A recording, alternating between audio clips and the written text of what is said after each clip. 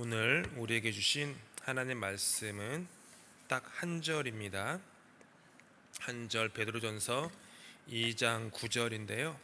오늘도 이 본문이고 다음 주도 같은 한 절 본문으로 우리가 묵상하도록 하겠습니다. 짧은 구절 우리가 함께 믿음으로 함께 읽도록 하겠습니다. 시작. 그러나 너희는 택하신 족속이요 왕같은 제사장들이요 거룩한 나라요 그의 소유가 된 백성이니 이는 너희를 어두운 데서 불러내어 그의 기이한 빛에 들어가게 하신 이의 아름다운 덕을 선포하게 하려 하심이라. 아멘.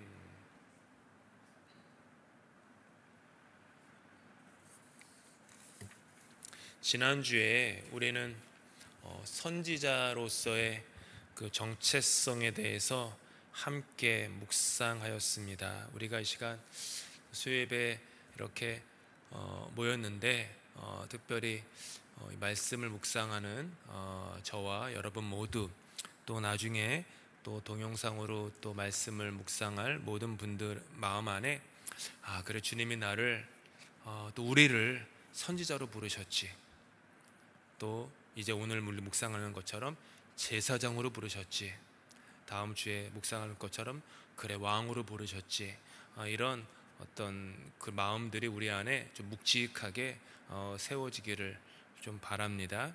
지난주에 우리는 선지자로서의 정체성에 대해서 함께 묵상하였습니다. 선지자는 하나님의 의식 안에 거하는 사람이다 라고 말씀드렸습니다. 의식 그러면은 이제 좀 말이 어려우실 수 있는데 뭐 하나님의 생각, 하나님의 마음, 하나님의 뜻 이런 거로 치환해서 설명할 수는 있습니다. 어쨌든 하나님의 의식 속에서 의식 안에 거하는 사람인데, 그렇기 때문에 나 개인의 인생과 이 사회의 역사의 그 여러 사건들이 있는데 그 사건들을 하나님의 관점에서 해석합니다. 그냥 이렇게 흘러 지나가는 어떤 우연의 연속처럼 보지 않고 어떤 지금 이 시대에 하나님의 뜻이 어디 있는가, 지금이 우리들에게 주어진 이 삶의 환경 가운데, 이 시대라는 것은 이 세상의 시대도 있지만 우리 가정도 그렇습니다. 하나님께서 우리를 가정으로 부르셨는데, 지난주에 그 강단 교류주일 때 화목에 대해서 고 목사님께서 가정의 소중함, 또 화목함에 대해서 잘 말씀해 주시지 않았습니까? 하나님 우리를 가정으로 부르셨습니다. 가정도 부르심입니다. 그렇다면 지금 우리가 이런 가정에 이런저런 환경을 지나가고 있는데 이런 환경을 지나가는 이런 역사, 우리 가정의 역사에서의 사건들이 과연 우리 가정에 어떤 뜻이 있는가, 하나님의 어떤 목적이 있는가, 하나님의 어떤 뜻이 있는가, 이것을 헤아리는 것입니다. 그것이 선지자로서의 정체성입니다. 그렇기 때문에 선지자로서의 정체성을 가지고 살기 위해서는 반드시 두 가지가 있어야 합니다. 그거는 모든 신자에게도 마찬가지입니다. 말씀과 성령. 제가 많이 강조합니다. 말씀과 성령. 양날개입니다. 날개가 하나만 있으면 날 수가 없습니다. 아무리 한쪽 날개 힘이 강성하다고 하여도 날 수가 없습니다. 한쪽에는 말씀을, 한쪽에는 성령을, 이 두 양날개가 있어야지 날아오를 수 있습니다. 말씀과 성령이 왜 중요하냐 하면 오직 말씀과 성령으로만 하나님의 의식 속에, 하나님의 생각 속에 우리가 들어갈 수 있기 때문입니다. 연결해서 선지자는 그래서 기도하는 사람이다 라고 했습니다. 기도는 그냥 중언번하는 게 기도가 아니라 말씀으로 하는 기도. 제가 2년 전에로 기억합니다. 2년 전에 토요 새벽 예배 때 시리즈로 쭉 그 설교를 했던 것처럼 말씀으로 기도하는 겁니다. 말씀으로 그러니까 말씀을 외워서 한다라는 게 아니라요, 내 안에 그렇게 담겨진, 굳이 모든 문장이 매끔하게 외워지지 않아도 괜찮습니다. 그냥 내가 들은 말씀, 지난주에 들었던 말씀, 성경 구절, 이런 말씀들이 내 안에서 계속 마치 막 곱씹는 것처럼 계속 씹히면서 비록 문법은 정확하지 않더라도 계속 내 안에 움직이는 겁니다.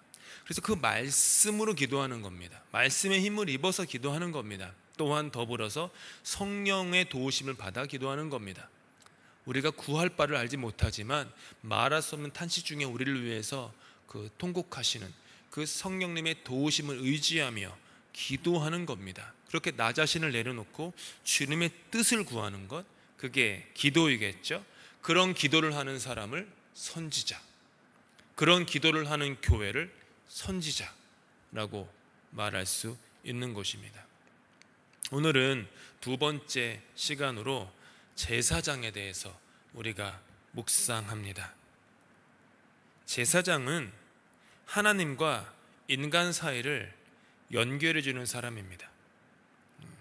요것만 아시면 그냥 오늘 모든 메시지는 다 기억하시는 게 됩니다. 하나님과 인간 사이를 연결해 주는 사람, 다리 같은 역할을 하는 사람입니다. 제사장은 구약시대에 등장합니다. 구약시대 제사장은요, 어떤 역할을 했냐 하면 백성들이 지은 죄가 있습니다. 그 지은 죄로 인해서 속죄를 해야만 했습니다. 속죄를 한다라는 것은 하나님과 화해한다라는 뜻이겠죠. 하나님은 공의로운, 의로운 분이시기 때문에 하나님 곁에는 죄가 거할 수 없습니다. 그래서 화해를 해야 합니다. 그래서 제물을 갖고 제사장에게 오면 제사장이 그 제물을 가지고 성소에 가서 제물을 정해진 율례에 따라 죽이고 피를 뿌려 하나님께 용서를 구했습니다. 그게 제사장의 역할입니다. 지금은 그렇게 하지 않습니다. 누가 교회 오는데 주일 예배 오실 때마다 한 권사님은 옆에 비둘기, 다른 권사님은 양을 끌고 오고 조금 돈이 많으신 장로님께서는 소를 끌고 오고 이렇게 교회에 와가지고 여기가 막 피가 철철철 넘치고 이렇게 예배 안 드립니다. 하지만 그 뜻, 그 의미는 지금도 여전히 동일합니다. 이거를 다른 말로 하면 제사장은 다른 사람의 아픔을 하나님께 가지고 가는 사람입니다. 그게 제사장. 죄는 아픔입니다. 그냥 우리가 죄를 윤리 도덕적으로만 보면은 어떻게 손가락질을 당하거나 받는 그런 걸로 생각할 수 있지만 죄는 아픈 겁니다. 그 지은 사람도 아프고 그 죄를 지은 곳으로 영향을 받는 주변도 아픈 겁니다. 아픔입니다. 아픔이에요. 제사장은 다른 사람의 아픔을 하나님께 가져가는 사람, 그래서 다른 사람을 하나님과 화목하게 연결시켜주는 다리의 역할을 하는 사람, 그 사람이 제사장입니다. 이것을 우리가 흔히 쓰는 말로 중보라고 합니다. 중보기도 해요. 중보기도 부탁합니다. 우리가 이렇게 흔하게 어떻게 보면은 근 몇십 년 정도, 중보라는 단어가 그렇게 오랫동안 교회에서 쓰여진 적은 없습니다. 제가 그냥 볼 때는 불과 몇십 년 동안 유행처럼 번진 단어이긴 하지만 그 뜻은 계속 있었죠. 중보라는 말, 결국 그게 하나님과 인간 사이를, 타인 사이를 연결시켜준다. 그게 중보입니다. 중보의 사역이기 때문에 제사장은 다른 사람의 아픔을 헤아립니다. 그게 눈에 들어와요. 오늘 좀 뭐가 괜찮으세요? 얼굴 표정이 낯빛이 좀 어두우신데, 이렇게 자꾸 눈에 밟힙니다. 신경이 쓰입니다. 제사장이에요. 그리고 제사장은 중보의 사역을 하는 사람이기 때문에 타인의 아픔을 나의 아픔으로 여깁니다. 그렇죠? 나의 아픔으로 여겨요. 그리고 중보의 사역이기 때문에 그 아픔을 하나님께 가지고 갑니다.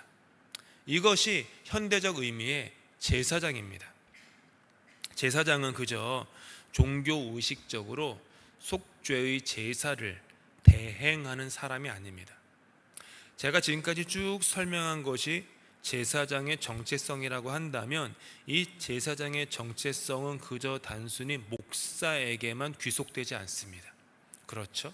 목사만 하나님과 사람 사이를 연결해주는 다리 역할을 하는 사람은 아닙니다. 누구나 다 부모는 내 자녀를 위한 제사장이 될 수 있고, 때로는 자녀가 부모를 위한 제사장이 되기도 합니다. 구역장은 구역원들의 아픔을 헤아리고 그 아픔을 나의 아픔으로 여기고 그 아픔을 하나님께 가져갈 때 구역장과 권찰은 구역원들을 위한 제사장이 됩니다. 구역원들은 바쁜 일정에도 불구하고 시간을 내서 공부하고 연구하고 기도하면서 구역원과를 준비한 구역장과 권찰 분들의 수고를 보면서 그분들의 마음을 헤아리고 아픔을 헤아리고 그것을 하나님께 가지고 간다면 구역원들은 구역장과 구역 리더들을 위한 제사장이 되고 있는 것입니다. 다 그렇습니다. 성가대에서도, 앞으로 구성될 선교회에서도, 영어 예배에서도 모두가 다 서로가 서로를 그 마음을 헤아리고 아픔을 헤아리고 그것을 나의 아픔으로 여기고 하나님께 가지고 간다면 모두가 다 서로가 서로를 하나님과 그 사람 사이에 연결시켜주는 제사장의 역할을 하고 있는 것입니다. 사람의 깊은 내면을 헤아리는 것입니다. 이런 점에서 제사장은 선지자적 정체성을 어느 정도 공유하지 않을 수가 없습니다. 선지자로서 하나님의 의식 안에 들어갔고 제사장으로서 죄인된 인간과 하나님 사이를 연결하여 화목하는 길을 열어주는 사람, 제사장입니다. 교회는 선지자적 교회가 되어야 할 뿐만 아니라 제사장적 교회가 되어야 합니다. 교회는 이 땅에 돌아가는 세상의 풍조를 보면서 세상을 향해서 대안적인 해석, 뜻과 소망과 의미를 전달할 수 있는 선지자가 되어야 합니다. 동시에 교회는 그 세상에 우리 모두를 포함이죠. 가지고 있는 그 아픔을 헤아리고 그 아픔을 나의 아픔으로 여기고 그 아픔을 하나님께 가져가는 그런 교회가 제사장적 교회입니다. 그렇게 교회는 하나님과 사람 사이를 연결합니다. 교회 안에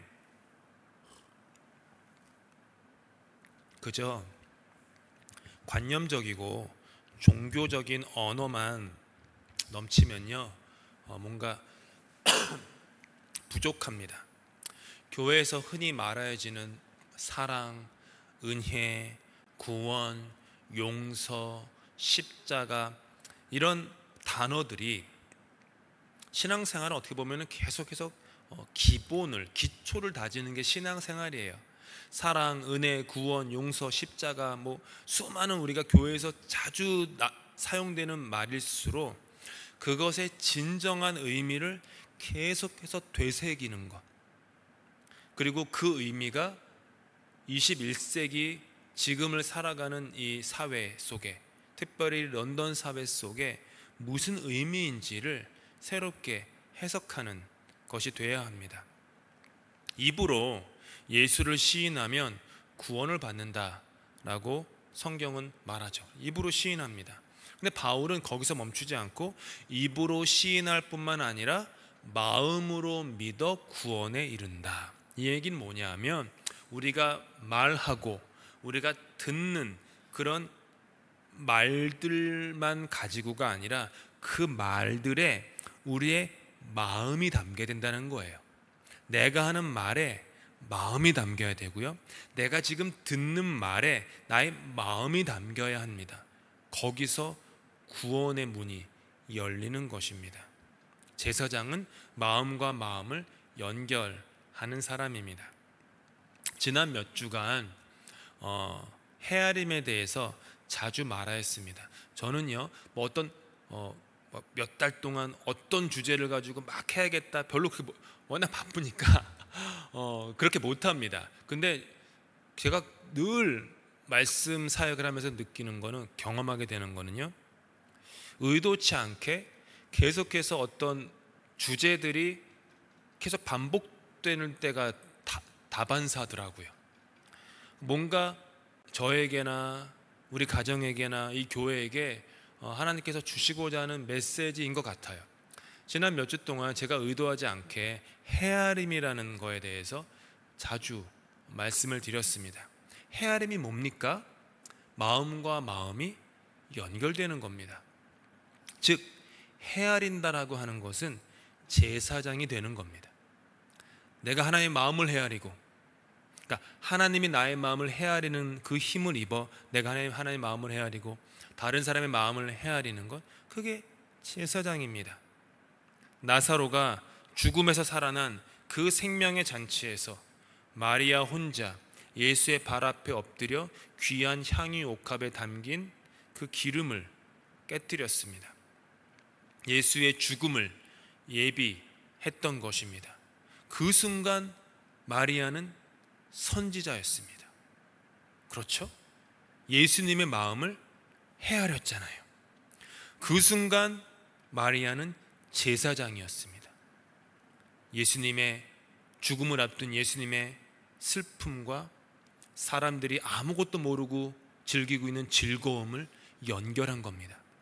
즐거움과 슬픔이 어떻게 보면 따로 떨어진 게 아니라, 인생은 즐거움과 슬픔이, 생명과 죽음이 분리되어 있지 않고 연결되어 있다라는 그런 메시지를 마리아가 본인도 모르게 던진 거예요. 그 행위 하나로. 제사장이었습니다. 우리는 교회 안에서 수없이 많은 말을 합니다. 그리고 수없이 많은 말을 듣습니다. 많은 말을 하지만 진정으로 무슨 말을 하는지 모를 때가 있습니다. 많은 말을 듣지만 무슨 말인지 모르고 들을 때가 있습니다. 말은, 단어는 공중에서 휘발되고 헤아림은 사라질 때가 생각보다 많이 있습니다. 그런데 성경은 말씀합니다. 말씀이 육신이 되어 우리 가운데 거하셨다. 다른 말로 하면 하나님의 입에서 나온 말씀은 아침 안개처럼 휘발되어 사라지지 않고 인간의 몸을 입고 우리 안에 함께 거하심으로 말미암아 우리가 그 말씀을 보고 듣고 만지고 입으로 넣어 씹어 삼키는 그런 말씀이 되었다. 육신을 입은 말씀의 의식, 정신, 생각, 뭐죠? 그 마음을 헤아리라고. 말씀이 나를 헤아리듯이 나도 말씀을 헤아리라고. 그래서 말씀이 육신이 되었다. 이런 점에서 제사장이 거쳐야 되는 몇 가지, 평생을 거친 몇 가지 훈련, 몇 가지만 나누도록 합니다. 제사장이 거치는 훈련이 있는데, 첫째는 내면의 세계를 표현하는 훈련을 거칩니다. 오늘 제가 설교 준비하면서 좀 어려우실까 이런 고민은 좀 했습니다. 예화도 좀 넣고 그러면은 이해하기 편하실 텐데 그러지 못해서 잘 따라오셔야 됩니다. 잘 따라오셔야 됩니다. 근데 아무쪼록 성령님께서 도와주시기를, 내면의 세계를 표현하는 훈련. 감정이 있지 않습니까? 감정은 내면의 세계라기보다는요, 외면의 세계입니다. 수많은 감정 이면에 진정한 내면의 진리가 감추어져 있는 경우가 다반사입니다. 그렇기 때문에 신앙생활을 감정의 차원으로만 해서는 뭔가 부족합니다. 그렇죠? 내가 감정이 올라와야만 하나님이 나와 함께하고 있고, 그러니까 그거를 뭐라고 얘기하죠? 하나님이 나와 함께하고 있다는 걸 느끼고, 이렇게 느낀다고 표현해요. 느낌이 없으면 하나님이 나와 함께하고 있지 않은 것처럼 여기는 것, 감정에 기반한 신앙생활입니다. 그렇지만 하나님은 저와 여러분의 감정에 아무런 상관이 없습니다. 하나님은 우리의 일희일비하는 감정의 작은 그릇에 담겨질 정도로 작은 분이 아닙니다. 내가 하나님을 강렬하게 느끼건 느끼지 않건 하나님은 하나님이십니다. 나의 감정과 상관없이 하나님은 여전히 살아계시고 여전히 일하고 계십니다. 내 감정으로 하나님을 판단해서는 안 됩니다. 감정이 중요합니다. 하지만 그것이 전부는 아니다라는 말을 드리는 것이죠. 감정이 없는 신앙생활은 물론 광야처럼 메마릅니다. 그렇죠. 감정이 없는 신앙생활은 메말라 가지고요, 교회가 모두가 다 이 머리만 남아 있어요. 머리만 남아 가지고 비판하고 비평하고 분석하고 그것만 합니다. 그게 좋아요. 필요합니다. 하지만 그것만 해요.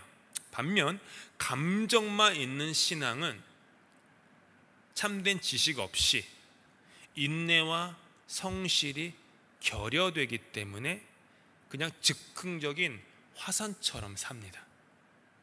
때로는 화산처럼 막 복받쳐 가지고 뭐든지 다 할 것 같습니다. 하지만 감정이라는 게 영원합니까? 감정은요, 때로 대부분 하루도 못 가고요, 뭐 몇 주는 가지도 못합니다.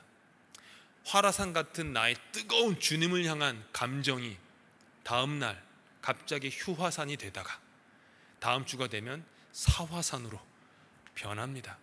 그러면 사화산이 되어 있는 내가 뭔가 잘못됐다 여겨서 자꾸 어떻게 하면 내가 다시 활화산이 될까 해서 막 감정을 북돋으려고 합니다.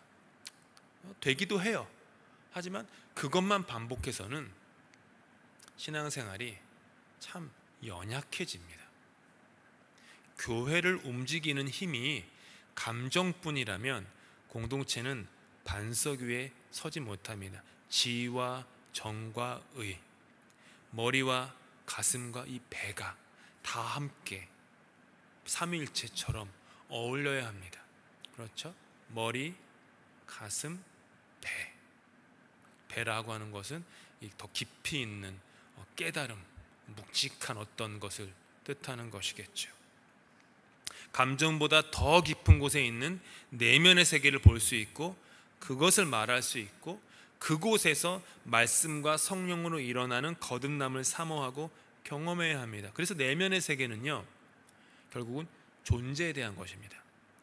제 설교에 존재라는 단어, 표현이 자주 등장하는 것은 이 때문입니다. 내면의 깊은 세계인 존재를 만지시는 분은 다시 한번 반복드리지만 말씀과 성령밖에 없습니다. 말씀과 성령밖에 없어요.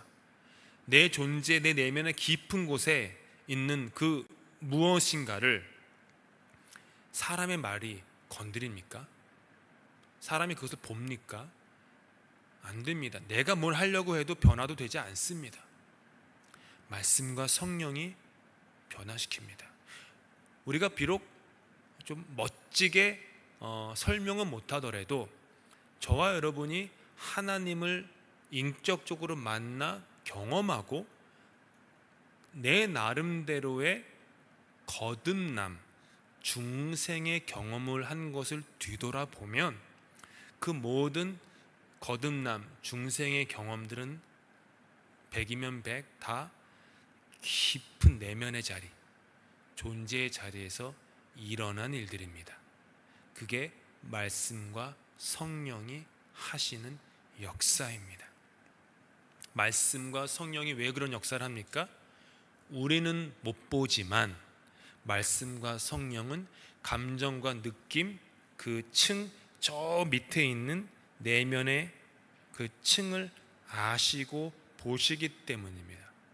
그래서 시편 119편에서 주의 말씀은 내 발의 등이요 내 길의 빛이니이다라고 얘기합니다.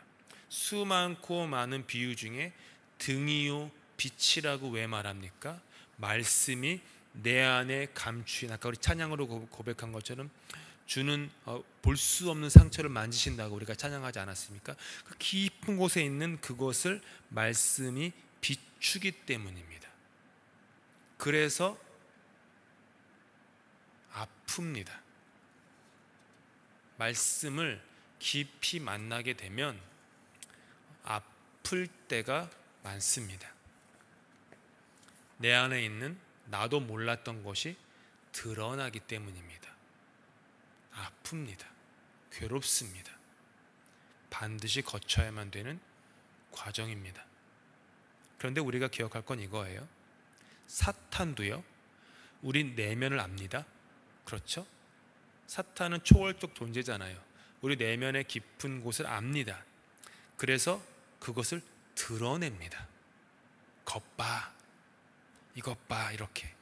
근데 우리가 꼭 기억해야 될 것은 사탄은 우리 안에 있는 어둠을 드러내어 우리를 그러니까 우리를 무너뜨리기 위해서 우리 안에 있는 어둠을 드러내지만, 말씀과 성령은 우리를 새롭게 살리기 위해서 우리의 깊이 감추인 어둠에 빛을 비춥니다.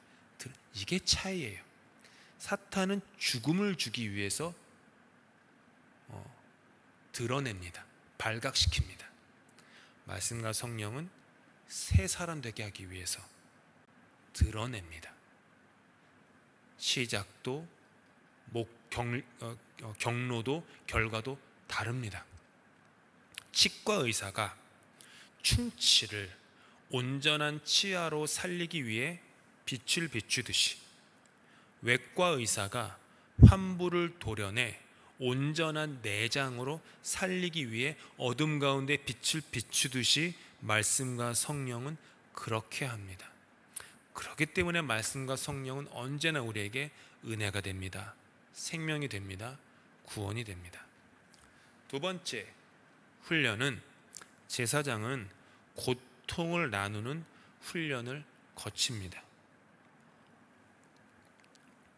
모든 사람의 깊은 내면에는, 저는 그런 생각을 합니다. 모든 분들의 깊은 내면에는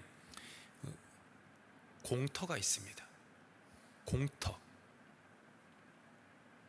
이 공터가 때로는, 이제 공터라 그러면은 놀이터, 플레이그라운드 같은 거예요.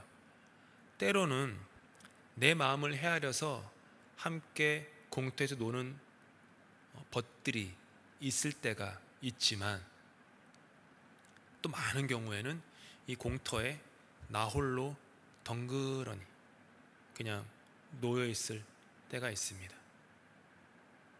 겉으로 유쾌한 사람, 주변에 사람이 많아 인기가 있는 사람도요, 다 마찬가지입니다.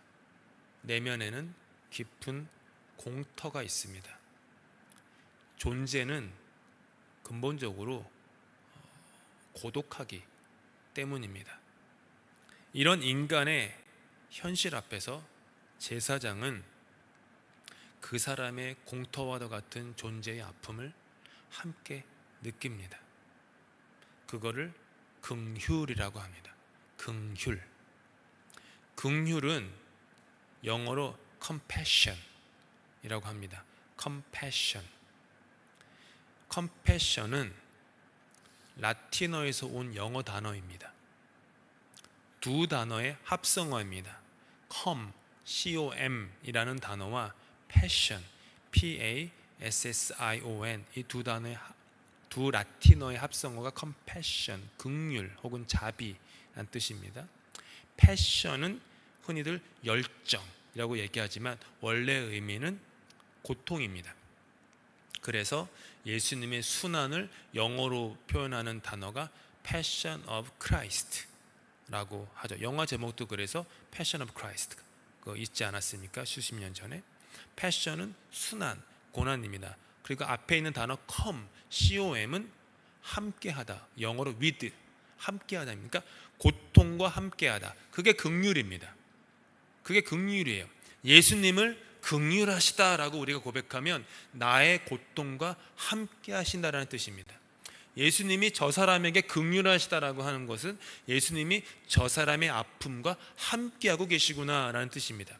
마찬가지로 내가 제사장으로서 긍휼하다, 하나님이 나에게 긍휼함을 심어주셨다라는 것은 내가 타인의 아픔과 함께한다라는 겁니다.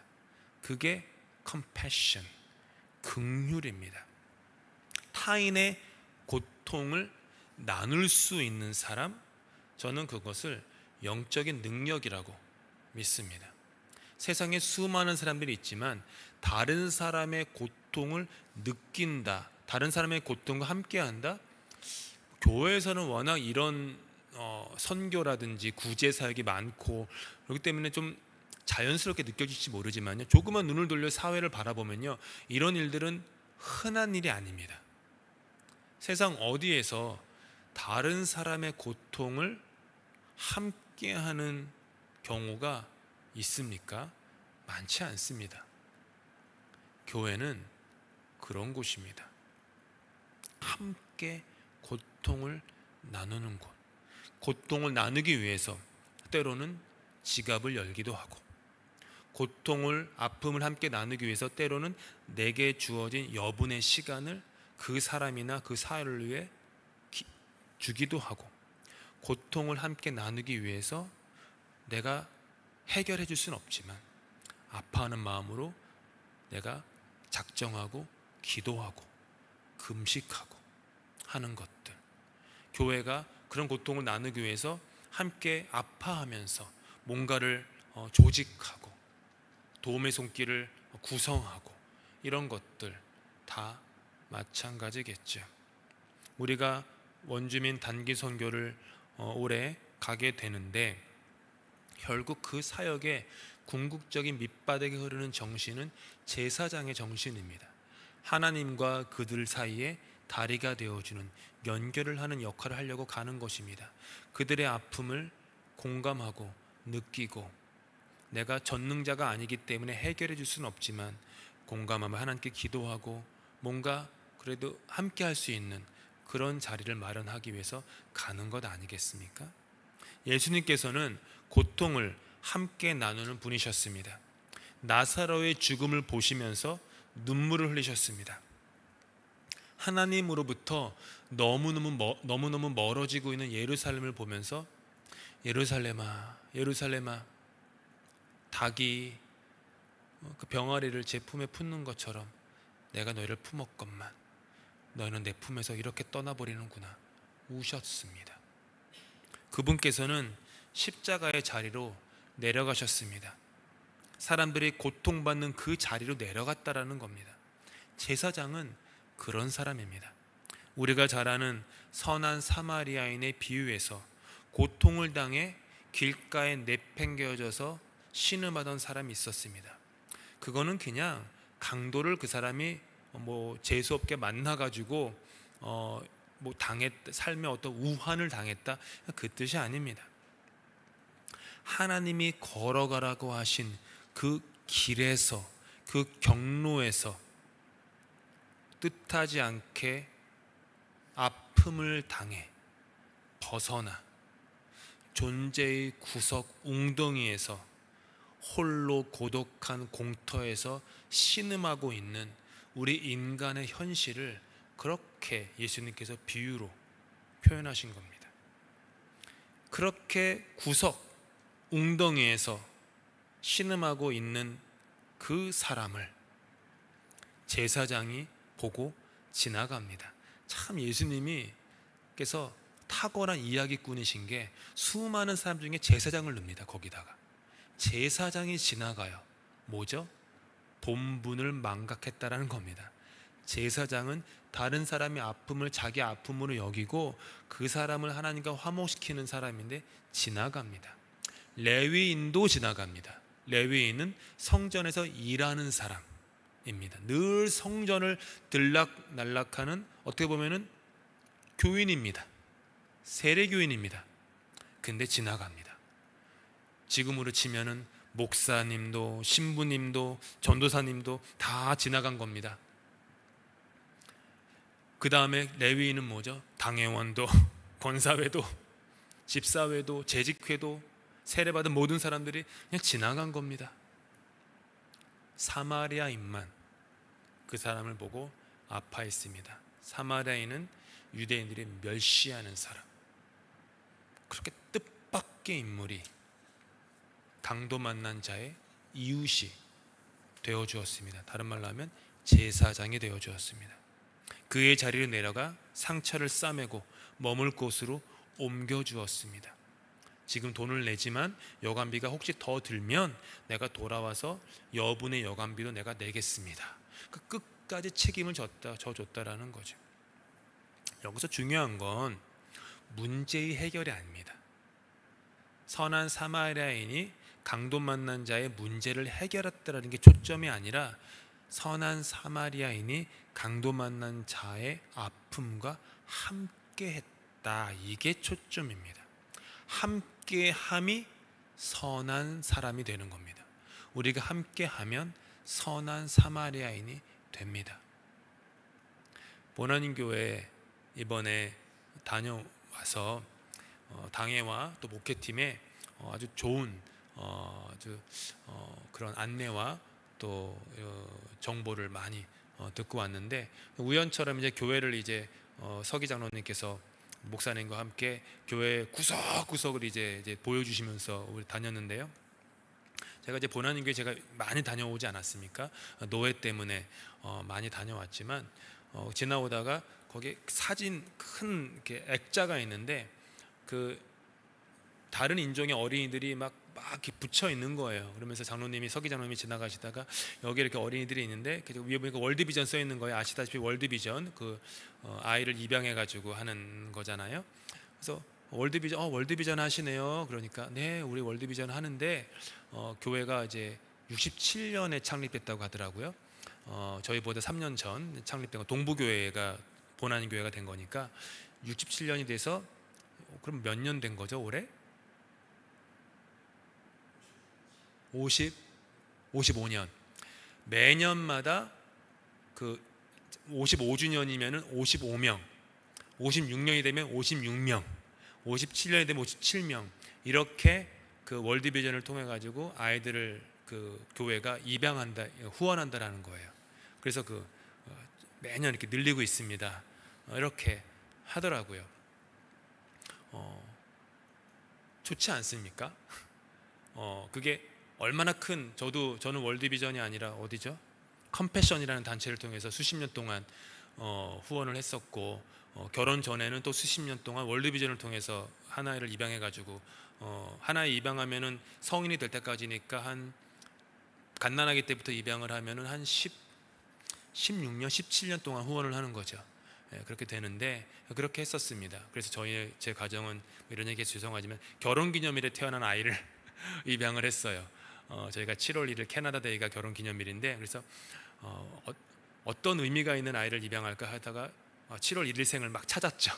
7월 1일생 입양을 했다. 이제 그 애가 장성해가지고 이제 후원은 뭐 수년 전에 이제 멈췄지만 그런 것들을 이제 하는 거예요.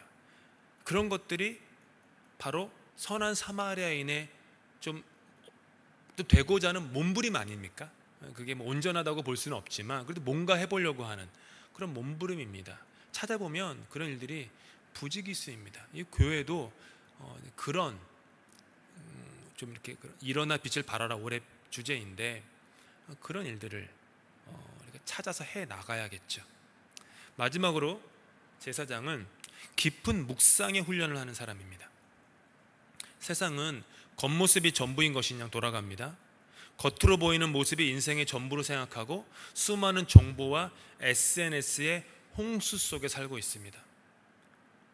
카톡이나 대부분 제가 볼 때 여기 계신 분들은 페이스북이나 인스타그램은 안 하실 것 같아요. 하시나요? 안 하시죠? 안 하셔도 됩니다. 하시도 않아도 돼요. 근데 보면 페이스북이다, 인스타그램이다, 또 요즘 젊은이들이 많이 하는 그런 거 있는데 전부 다 겉에 있는, 외면에 있는 거, 그것만 보면요 세상에 그렇게 행복한 인생이 없습니다. 부부 사이도 얼마나 좋게 보이고 자녀들은 얼마나 다 성공해서 잘하고 있는지, 어쩌면 그렇게 여름마다 남들은 못 가는 휴가지를 그렇게 가고 해피. 근데 조금만 들여다보면 그 사람들의 인생이 그렇지 않습니다. 당연하지 않습니까? 누가 거기다가 내 인생의 아픔과 뭐 아내와 싸운 이야기나 자녀가 실패한 이야기를 거기다 뭐 사진에다가 올립니까? 좋은 것만 올리지 않습니까? 그러다 보니까 겉모습이 전부인 것인 양 돌아가는 세상 속에 살고 있습니다. 허상입니다. 허식입니다. 진리가 아닙니다. 외피만 살짝 건드립니다. 몸은 함께 하는데 마음은 하지 못하는 경우가 많습니다. 교회에서도요, 외면만 따지면 몸은 함께 하는데 마음은 못하고 대화도 피상적인 대화만 합니다. 피상적인 대화가 어디죠? 날씨 얘기, 뭐 건강 얘기, 뭐 이런 거 하다가 끝납니다. 깊은 데로 대화가 가기가 참 어렵습니다. 구역문은 제가 안 들어가봐서 모르겠습니다. 어떻습니까? 구역에서 나누는 대화들이 이렇게 좀 수박 겉핥기 혹은 물에 그 위만 찰랑찰랑 건드리는 그런 대화를 하고 계십니까? 아니면 조금 더 밑에 있는 그런 대화를 가기 위해 애쓰고 기도하고 계십니까? 거기로 내려가야 합니다. 이렇게 갈라진 세상은 깊은 묵상의 제사장을 필요로 합니다. 깊은 묵상을 하게 되면 그러면 그렇게 헤아리게 됩니다. 빌라도는요, 당시에 권력이 가장 많은 사람이었습니다. 그런데 그는 진리가 뭔지 알면서도 진리로 살지 못했습니다. 이게 참 아이러니입니다. 사람을 다스리는 것처럼 그의 겉모습은요, 사람을 다스리는 사람으로 보였습니다. 하지만 정작 예수라는 청년이 아무런 죄가 없는 사람임을 알면서도 사람들의 요구에 못 이겨서 자기가 옳지 않다고 여기는 십자가의 예수를 못 박게 했습니다. 아이러니 아닙니까? 사람을 다스리는 사람이 사람으로부터 다스림을 받았습니다. 내가 믿는 진리를 지키지도 못했습니다. 그런데 초라한 모습으로 있는 예수님, 어떻게 보면은 빌라도가 권세자요, 수많은 군중들이 예수님을 향해서 막 못 박으라 얘기하는데 정작 예수님은 그들의 다스림을 받지 않고 당당하고 늠름하고 떳떳하게 자기에게 놓인 십자가의 길을 걸어가고 계십니다. 이게 내면을 다진 사람과 외면만 다진 사람의 차이입니다. 내면을 길러야 합니다. 속사람을 단단하게 하셔야 합니다. 이번 주 주일에도 아마도 말씀 때 나누겠지만 심지가 견고하셔야 됩니다. 교회는 심지가 견고해야 됩니다. 그때 우리는 흔들리지 않고 우리에게 주어진 믿음의 길을, 부르심의 길을 걸어갈 수 있습니다. 말씀을 마칩니다. 제사장으로 주님께서 여러분을 부르십니다. 주님께서 이 런던 한인교회를 제사장으로 부르십니다. 하늘과 땅을 연결하는 사람이 되라고, 하늘과 땅을 연결하는 교회가 되라고 우리를 부르십니다. 말씀과 성령을 양날개로 삼아 날아오르시기를 축복합니다. 더 깊은 묵상과 기도의 생활을 하심으로 제사장이 되어 사람들을 하나님께로 이끌고 가는, 연결하는 그런 제사장으로 다 세워질 수 있기를 예수님의 이름으로 축복합니다. 아멘. 시간이 30분이 됐으니까 마지막 찬양은 하지 않고요, 기도하고 마치도록 하겠습니다. 함께 기도하십시다. 사랑의 하나님, 선지자, 제사장, 이런 말들 남의 이야기처럼 생각했습니다. 목회자의 이야기로, 목회자에게만 해당되는 걸로 여겼고 다른 교회 이야기로만 생각했습니다. 하지만 이 시간 우리를 제사장으로 부르시는 주님의 부르심이 있음을 깨닫게 해주시니 감사합니다. 내 배우자에게, 내 자녀들에게, 구역원들에게,